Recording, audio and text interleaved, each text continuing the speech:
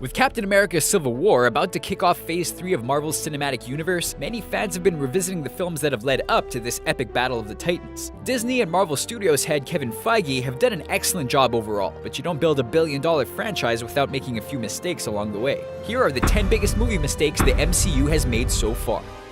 Ed Norton as the Hulk. The Incredible Hulk is probably the most disconnected of all the films in the MCU, and a big part of that is because of its lead. Edward Norton is the only Avenger who needed to be recast after a standalone film, although replacing him had very little to do with his performance. Like his character in Birdman, Norton can be as intense off-screen as he is on-screen, and had very specific ideas about the Hulk that didn't always line up with Marvel's. He refused to do publicity for the film, and wasn't the team player the studio needed for their Avengers initiative. Steve Rogers' CGI body. To show Steve Rogers' pre-serum body in Captain America: The First Avenger, the filmmakers used CGI to put Chris Evans' face onto another actor's body. It's an advanced technique that sometimes comes off as crude and unfinished. In some scenes you can barely notice it, but there are times when it becomes strange, distracting, and almost humorous. Even if you're not supposed to take Rogers seriously for the first third of the movie, The First Avenger would have benefited from a little more time in the post-production lab. Hey, you wanna shut up? Ant-Man vs. Falcon.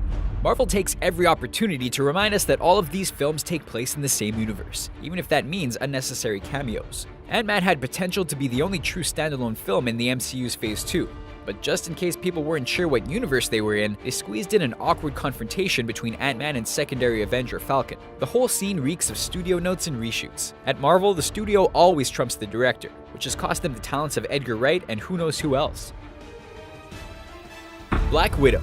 As much as we love Black Widow and Scarlett Johansson's portrayal of her, the movies seem to have a difficult time knowing what to do with her. Black Widow is mostly a utility player used to fill in plot holes and tick boxes. Her relationship with the other Avengers seems to depend on whose movie she's in. Always the bridesmaid, never the bride, we all know Black Widow could hold her own in a standalone movie if they just gave her a chance. I'm always picking up after you boys. I'm always angry. Avengers was the first film that really made the Hulk work. Like Ruffalo's Banner, director Joss Whedon learned how to control the Hulk and use him for good, as opposed to just having an out-of-control rage monster. When Banner shows up for the final battle, he reveals his secret to taming the Hulk. He's always angry. It sounds cool and has become a highly quotable line, but it actually poses more questions than it answers. How did he turn the one thing that triggers the Hulk into something that subdues it? And why is he so mad all the time? Fortunately, he punches out a giant space whale before we can think too much about it. Whiplash. It's been said a superhero movie is only as good as its villain. Maybe that's why Iron Man 2 catches so much flack. Ivan Vanko, aka Whiplash, was a strange choice for Iron Man's second outing. Vanko was supposed to be as brilliant as Stark, so it seems odd that after figuring out the tech that powers the Iron Man suit, that he would apply it to something as basic as whips.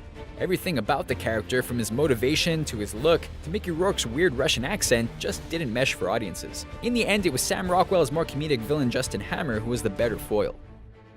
No stakes. With so many mini-franchises feeding into this mega-franchise, it's becoming like a towering Jenga game that Marvel is afraid will topple if they remove one block. We're a dozen films in, and even though the fate of many has been at stake every time, they've still only killed off minor characters like Agent Coulson and Quicksilver, only one of whom stayed dead. They wouldn't even follow through on deaths like Nick Fury in Winter Soldier or Pepper Potts in Iron Man 3, even though these wouldn't have had a very large ripple effect. While Marvel doesn't need to be as dark or serious as DC, we still need to feel these characters are at risk if we're expected to remain invested. Terrence Howard. It's still a little unclear what happened with Terrence Howard that caused him to be replaced by Don Cheadle as Colonel Rhodes for the second Iron Man and subsequent Avengers films, but there's clearly some bad blood there. Howard is known for being a little eccentric, so many have suspected his on-set behavior could have had something to do with it. On several occasions, Howard has blamed Robert Downey Jr. and his big pay raise between films for muscling him out. Regardless of the reason, the superb Cheadle is almost 5 films into his Marvel run, and nobody seems to miss Howard. Tacked on love stories. It seems like no matter how many worlds are colliding, origin stories are being told, or crossovers are being justified, there's always time for a little love. These subplots usually feel unnecessary and shoehorned in. The most blatant example of this would probably be the relationship between Thor and Jane Foster, which isn't developed at all, but we're just supposed to accept it. Marvel has no shortage of strong female characters, they just can't seem to find strong stories for them. Spoiling Spidey in the Civil War trailer. As exciting as the trailers for Captain America Civil War make it look, there's an overshadowing sense that we've seen it already.